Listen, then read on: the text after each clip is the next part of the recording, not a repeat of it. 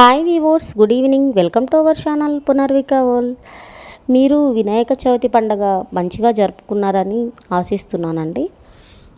And మీకు మీ కుటుంబ సభ్యులకు వినాయక చవితి శుభాకాంక్షలు అండి.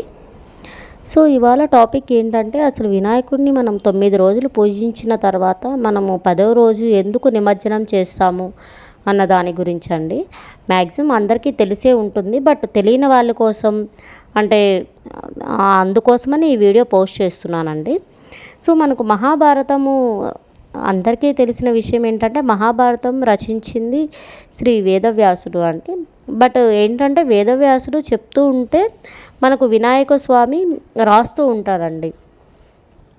మనకు వినాయక స్వామిలో ఉన్న ప్రత్యేకత ఏంటంటే, మనకు చెప్తూ ఉన్నప్పుడే తన వినాయక స్వామి అర్థం చేసుకొని దాని పరమార్థం తెలిసిన తర్వాతనే రాయమని చెప్తాడనమాట వేదవ్యాసుడు.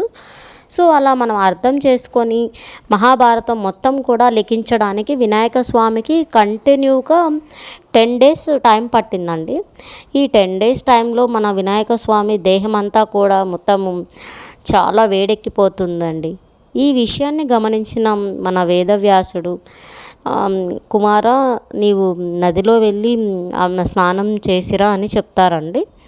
సో వినాయక స్వామి మన వేదవ్యాసుని మాట ప్రకారం నదిలో వెళ్ళి స్నానం చేయగానే తన ఉష్ణోగ్రత మొత్తం కూడా నార్మల్ స్టేజ్కి వచ్చేస్తుందండి.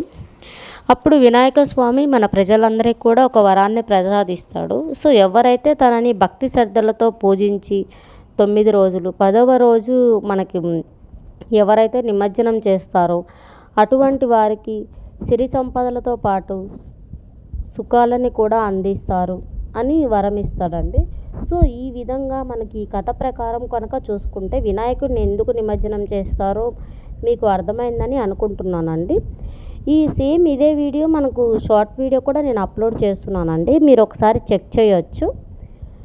అండ్ ఇలాంటి మంచి మంచి డివోషనల్ టాపిక్ కోసం మన ఛానల్ పునర్విక వాళ్ళని సబ్స్క్రైబ్ చేయండి, లైక్ చేయండి, అండ్ మీ ఫ్రెండ్స్కి అండ్ మీ ఫ్యామిలీ మెంబర్స్కి కూడా షేర్ చేయండి. వీడియో కనుక మీకు నచ్చినట్లయితే సబ్స్క్రైబ్ చేయండి. థ్యాంక్ యూ ఫర్ వాచింగ్ అండి.